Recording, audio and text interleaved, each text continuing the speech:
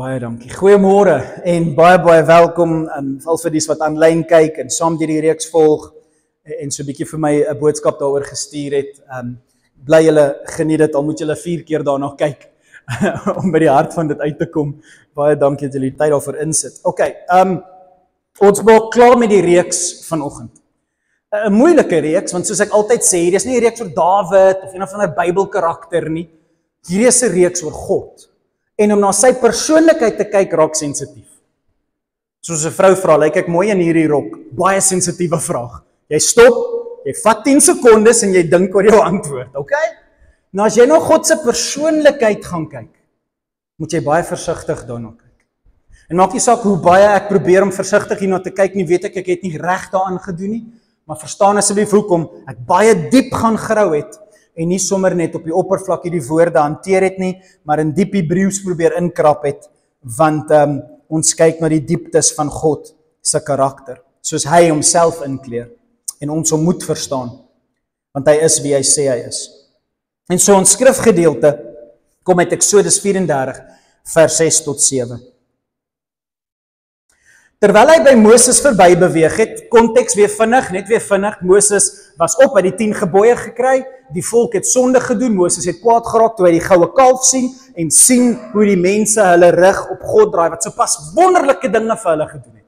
Jy sien, want ons wil hê God moet wonderwerke doen, dan sal ons hom eer? Nee.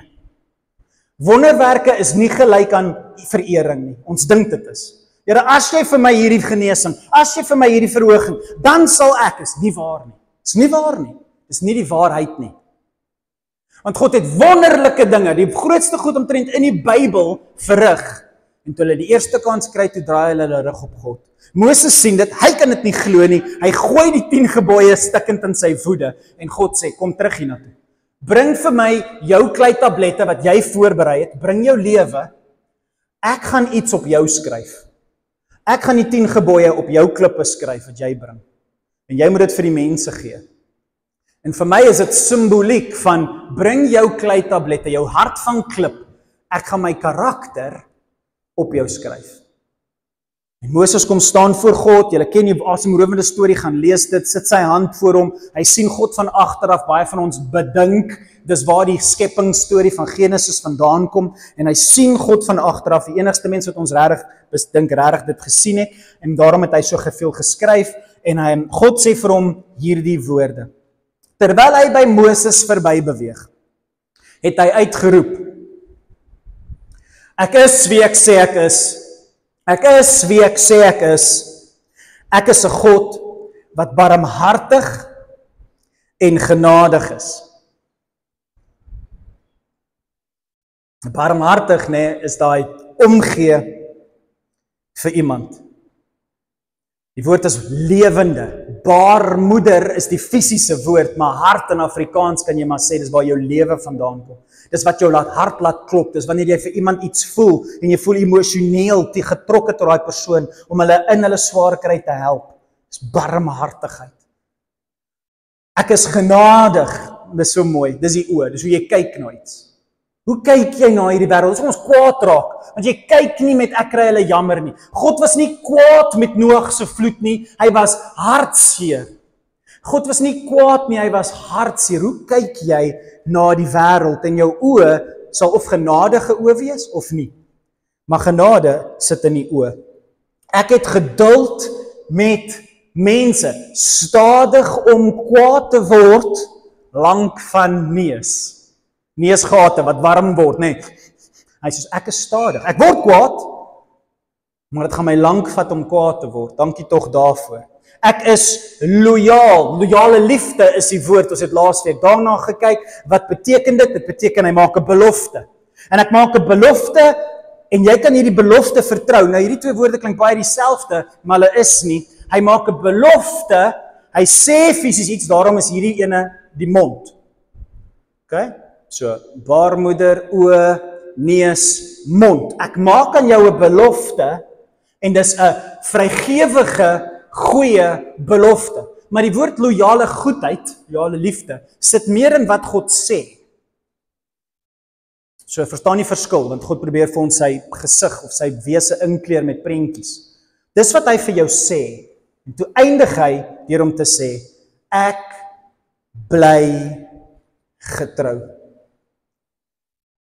Nou hierdie laaste eienskap wat God gee, van alles wat hy kon gesê het, kies hy die woord, ek bly getrou. Ek wil dit net klaarmaak, want hierdie is belangrik, julle moet hiermee gaan stoei. Hy maak klaar deur om te sê, ek bly vol loyale liefde oor duisende geslagte heen. Ek vergeef alles wat hulle verkeerd gedoen het. Ek laat sonde egter nie sommer verbygaan nie. Ek straf selfs die kinders tot in die 3de, 4de geslag daarna vir die sondes wat voorouers gedoen het. Okay. Nou hoekom eindig God met hierdie karaktereienskap van hom getrou? Nou, ons het as Christene, meeste van julle wat hier sit, almal van julle wat hier sit, sal julle self Christene noem. Ons het wat in Engels genoem word Christianese. Dis woordjies wat ons gebruik, maar ons gebruik dit so baie, dit het al sy waarde verloor. Goed soos glo en geloof en vertrou en dis woordjies wat ons te veel in die Bybel raak lees. Meer as 2500 keer lees jy hierdie woord raak in die Ou Testament en Nuwe Testament. Dit is net te veel in die Ou Testament. Dit is te veel. Dit is te veel. En sy verloor sy betekenis. En ek wil net vandag dit 'n bietjie vir julle oopkrap. Die woord vir hierdie getrou in Hebreëus is die woord emet. Emet. Emet, emet, emet, emet. Die werkswoordvorm van emet het 'n n aan, 'n noftaf, 'n n aan. Die werkende weergawe van emet het 'n n aan. En so wat klink eme met 'n n in plaas van 'n t? Amen. Dis presies wat amen beteken. Ons kry die woord amen van die woord emet af. Dis soos die woord halleluja. Dis 'n geestelike Christelike woord wat ons gebruik en nie altyd weet wat ons sê as ons gebed daarmee eindig nie. Ons eindig dit met hierdie finale eienskap van God. Hy is getrou. Amen. Dit herinner jou aan sy karaktereienskappe. Dis beautiful. Nou die woord emet is die woord getrou. Die woord geloof of vertroue, geloofwaardig. Die interessante gedeelte van hierdie Bybel sê jy stukke lees waar die woord daar staan, maar ons Bybels vertaal nie die woord nie, dit vertaal dit in 'n paar woorde, dan sal jy goed kry so stabiel, konstant. Die woord stabiel is binne in hierdie woord emet. God is vandag, gister en môre dieselfde. Hy is emet, hy is waarheid. Het is lekker dat die New King James vertaling, een van die oudste vertalings wat ons het, insluitend die 18 vertaling wat ons het, Young's Literal Translation, hulle almal vertaal hierdie woord wat ons het as getrou met die woord truth. God is truth. Nou laat dit bietjie vir jou insink as jy dit lees. God is waarheid. Waarheid. Waarheid. Dis vir my so mooi. Die Engels faithfulness. You are full of faith. Wat beteken geloof? Kan jy geloof in iemand hê wat nie geloofwaardig is nie? Jy moet ons vir my bewys jy praat die waarheid, en as jy vir my bewys jy praat die waarheid, kan ek ons my geloof in jou sit. Jy is 'n dwaas as jy terugkeer soos 'n hond na sy braak, as jy jou parels vir varke voer, is jy dom. Fool me once, shame on you. Fool me twice, shame on me. Hoekom sit jy jou geloof in mense wat nie geloofwaardig is nie? Iemand moet waar wees vir jou om in hulle te glo. Waarheid lê in die hart van jou godsdiens. Is God waar in alles wat hy sê, soos wat hy na jou kyk en vir jou leef? Is God waar in wat hy sê? Nou net vinnig, Abraham, net om vir julle die konteks te gee, dat julle as julle dit raak lees in die Bybel 'n bietjie meer gaan dink oor hoe hierdie woord God se karakter reg deur die Bybel vir ons opsom. Abraham se emet in Genesis 15 vers 6, kom Abraham, en Abraham, dis die eerste keer dat jy die woord emet raak lees. Abraham, gaan belangrik wees, want hy is die vader van emet. Hy is die vader wat geglo het God is waar. Dis die eerste persoon in die Bybel wat God op sy woord gevat het en beweeg het. Dis kom hy die vader van emet is, geloof is. Abraham, die eerste keer jy dit lees, Genesis 15. Abraham het op God vertrou en die Here het hom regverdig gereken. Abraham het God geëmet. Abraham het gesê, jy's waar. Ek sit my geloof in jou, want wat jy sê is waar. And I just believe it. It is what it is. En as altyd lank voor God sy naam vir Moses gegee het Abraham gesê, God is wie hy sê hy is en sal doen wat hy sê hy sal doen. Abraham het geëmet, lank voor God vir Moses moes vertel hy is emet. Dis interessant. Romeine gaan verder en praat Paulus hieroor en is vir my so mooi. Ek kan nie die skrif vir julle lees nie, julle kan by die huis gaan lees. Maar die hele Romeine 4 kom Paulus en hy verduidelik hoe Abraham sy emet gewerk het en hoe hy geloof in God gesit het en hoe hy God tevrede gestel het met sy emet. Abraham se emet. Abraham het in God geglo. Abraham het gesê God is waar en God het gesê daarmee is ek tevrede. Dis mooi. En ek wil fokus op Dawid se emet want dis so mooi, persoonlikhede. Dawid kom byvoorbeeld in 1 Konings 3 vers 6. Hoor hoe mooi praat Salomo van sy pa hier. Hy sê: "U was baie goed vir my pa," hy praat met God. "U was baie goed vir my pa, Dawid, omdat hy eerlik, opreg en getrou aan u was." Emet. U was goed vir my pa want hy was emet aan u. Hy was waar gewees. Hy was eerlik gewees. Hy het voor u gestaan en as hy droog gemaak het, foute gemaak het, gesê, Here, ek is jammer. Hy was nie so Saul nie, wat arrogant was nie. Los my, net God kan my oordeel. Wie dink jy is jy om so met my? Nee, ek is jammer. Hy het gebreek, hy het gehuil, hy het berou gehad. Hy was eerlik voor sy God. Hy het emet gehad. Jy kon op Dawid staat maak, nie omdat Dawid altyd goed was nie, maar omdat as Dawid val en jy help hom, het hy dit waardeer. Dawid as 'n man van emet, en dit gaan belangrik wees hoekom ek op hierdie twee fokus, daarom ook Dawid se koninkryk. Reg deur die Bybel fokus op die koninkryk van Dawid. Die koninkryk van Dawid, geloof soos Abraham, koninkryk soos Dawid. Hoekom is hierdie twee name so belangrik? Want in hulle, as jy hulle stories gaan lees, sien jy 'n karakter van God, emet. Hoor wat sê die profeet oor die koninkryk van Dawid. Jou koningshuis, Dawid, en jou koninkryk sal vir altyd vas staan, stabiel. Ons Bybel sê vas staan, die woord is emet. Jou koninkryk is emet. Jou koninkryk is geloofwaardig. Jou koninkryk gaan getrou wees. Jou koninkryk gaan iets wees wat mense kan vertrou, vol van geloofwaardigheid. Hoekom? Dis interessant, hoe daai woord gebruik kan word in verskillende plekke met verskillende kontekste. Jou koningshuis en jou koninkryk sal vir altyd vas staan, waarheid wees, en jou troon sal vir altyd voortbestaan. Dis beautiful. So, ek wil net julle half tot hierdie punt bring. Dis wonderlik. Ek kan baie sê oor God se persoonlikheid, maar kom ons los dit daar. Hier's die krisis. Ek hoef nie min van julle wat hier sit, en as ek jou moet oortuig, bel my vir koffie, ek drink graag koffie saam met jou, maar ek hoef min van julle te oortuig, God is waar. Julle sit hier. Die krisis kom, wanneer ons nie soos Dawid en Abraham dit kan uitleef nie. Die krisis kom as mense nie van ons kan sê, Dawid is emet, Abraham is emet, hulle is geloofwaardig in hulle stap wat hulle stap. Die krisis kom wanneer ons nie voel God is emet nie, wanneer ons nie voel God is geloofwaardig nie. Die krisis kom wanneer ons nie voel God is wie hy sê hy is nie. Dan breek ons, en dan val ons uit geloof uit. Byvoorbeeld, Psalm 89, baie lang Psalm, jy sal nie 'n fout maak om die hele Psalm deur te lees nie. Die skrywer is nie Dawid nie, 'n ander skrywer skryf oor Dawid se lewe, lank na Dawid, skryf hy hierdie, en hy kyk na die storie van Dawid en alles wat gebeur het met Israel, en hy skryf hierdie asemrowende Psalm, maar dan raak hy emet op die einde. Hy raak eerlik op die einde van die Psalm. Hy sê alles wat waar is, God is goed, maar hy stop nie daar nie. Dan draai hy na wat op die oomblik waar is, en hy skryf ook daaroor. En as ons as Christene nie kan verstaan wat waarheid werklik is nie, gaan ons 'n valse godsdiens, 'n spiritualisme kweek in die kerk wat die wêreld nie in belang stel nie, want dis nie waar nie. Dis nie emet nie.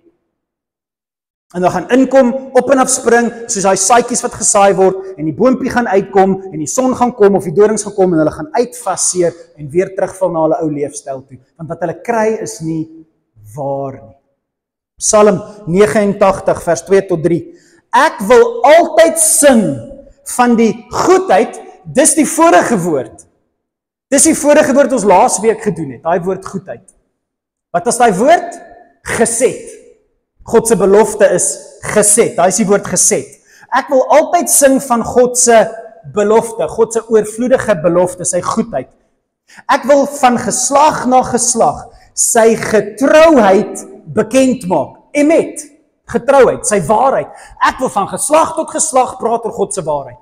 Kinders, luister, God is waar. Kleinkinders, luister, God sal doen. Ek weet jy is hartseer. Ek weet dit voel asof God nie by jou is nie. Hy is by jou, want hy is waar. Jy kan op hom reken. Ek wil vir geslagte vertel hoe waar God is. Ek het gesê, u troue liefde, daar's weer die woord geset, sy belofte in oorvloedigheid. U troue liefde sal vir altyd duur. U getrouheid, u emet, u waarheid is so standvastig soos die hemele. O, dis mooi. Die hele Psalm gaan so aan. 50 verse, 'n bietjie minder as 50 verse. Praat hy net oor God is emet, God is great, God is amazing. Almal sal sien hoe groot is ons God. Almal sal sien hoe groot is ons God. Dis so wonderlik. En dan kom hy in die laaste 4 verse. Eintlik meer as dit, maar ek gaan stop by die laaste 4 verse. Vers 50. Here, net voor hierdie begin hy praat oor wat God aan Dawid se koninkryk gedoen het. Jy het hulle oë uitgesteek, jy het die grond onder hulle uitgevat, jy het alles in duie laat stort. Here, waar was jy? Hoor wat sê hy in vers 50, goeie opsomming. Here, waar is u geset? Waar is u belofte van goedheid? Dis hy woord liefde wat jy in jou Bybel het. Waar is u karaktereienskap dat u 'n belofte van goedheid aan ons gemaak het? Waar is u gesette liefde van vroeër? Wat u in u trou, emet, in u waarheid, in u trouheid met 'n eed aan Dawid beloof het? Waar is dit? Dink tog, Here, aan die vernedering waardeur ons nou gaan. Waar is jy, God? En hy kla, en hy sê, ek weet nie of ek jou kan vertrou nie. Want dit lyk nie asof ek jou kan vertrou nie. Niks wat ek sien lyk asof daar waarheid van die liefde in dit is nie. Niks om my lyk mooi nie. Maar dan eindig hy die Psalm met hierdie woorde. Lof aan die Here vir altyd. This is how we fight our battles. Amen. Ja. Amen. Emet. Ja. Emet. Hy is waar. Al voel en lyk dit nie so nie. Kan jy God vertrou?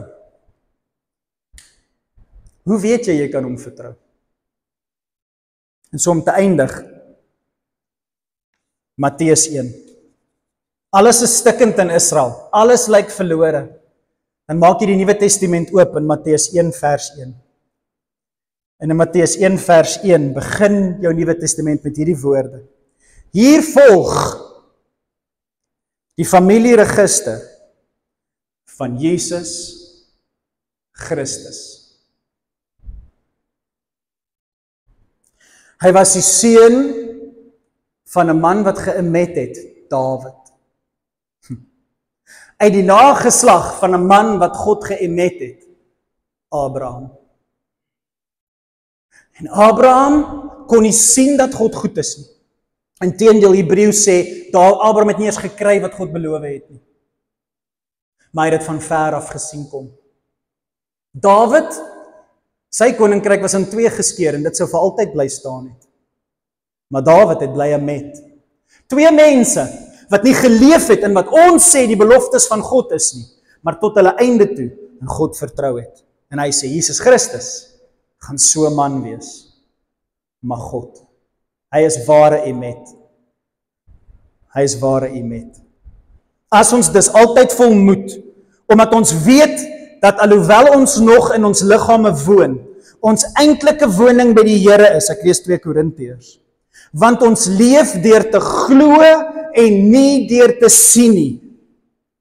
Ons leef deur te glo, wat beteken dit? Waarheid. Jy leef in die waarheid. Nie deur wat jy sien nie, Abraham, nie deur wat jy sien nie, Dawid, nie deur wat jy sien nie, wie ook al. Jy leef deur waarheid. Wat is die waarheid vir jou? Ons leef nie deur wat ons sien nie. Ons leef deur wat ons weet. Wat weet jy? Ons leef deur wat ons weet en nie wat ons sien nie. Ons hou moed, maar sou liewer uit die liggaam wil verhuis, om by die Here te gaan woon. Ons sou liewer uit die liggaam wil verhuis, om by die Here te gaan woon. Ons streef in elk geval daarna. Of ons nou hier op aarde tuis is of nie, ons wil hom tevrede stel.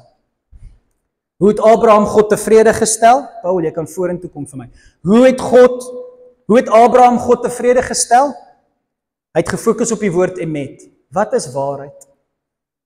Wat beteken dit om in waarheid te leef? Nou baie van julle in die gemeente ken die Nel familie goed. En ek noem Paul een van my beste vriende in die wêreld. En is 'n voorreg om hulle dop te hou. En is maklik vir 'n predikant om 'n klomp Bybelversies vir jou uit te gooi oor wat is waar. Dis beter as iemand wat 'n Dawid probeer wees, kan ek sê probeer. Jy sal sê ek kan sê probeer. Iemand wat probeer om 'n Abraham te wees en iemand wat probeer om 'n Dawid te wees.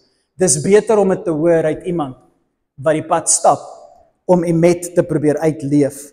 En so dis vir my groot voorreg, Paul, om net 'n bietjie jou hart van wat is waarheid met ons te deel. Is dit oké?